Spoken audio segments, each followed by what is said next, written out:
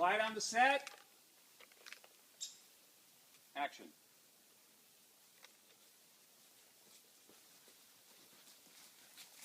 Cardi, I know you know these swamps, but I think we're on a wild goose chase looking for some of these plants. Lake's right. Chapman's rhododendron doesn't even grow here. All right, everybody hold your place, hold your place, hold your place. And I'd pen her little fairy tale kind of stories, and I'd mail them to her while I was still over in Germany. And she always kept them, and then she badgered me for 20 years to write a book, and I really did not want to write a children's book.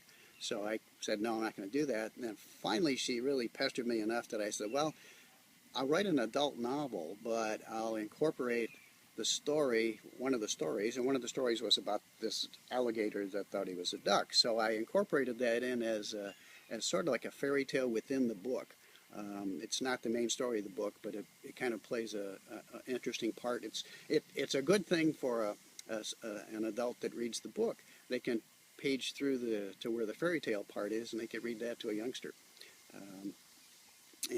Anyway, based on her insistence, I ultimately wrote the book and decided on a five-book series because I wanted my main characters to be involved with the Cuban Revolution in the late 50s. And so in order to do that, I started my characters as 14, 15-year-old teenagers in 1950 so that they could grow and be adults, young adults, in 1959, 58 when the Cuban Revolution was at its peak.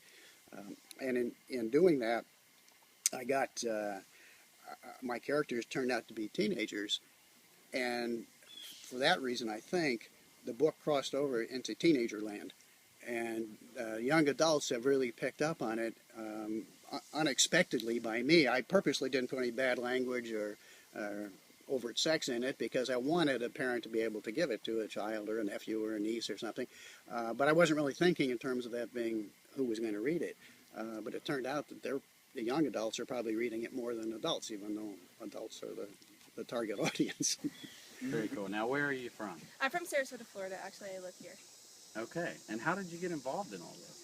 Well, my friend's mom works at a shooting studio, kind of like a photo booth, and they asked her if they needed anyone to play this role, and she said I was perfect for it, so that's how it got here. Have you done anything like this before? No, I've never acted before, but I'm very excited to do this.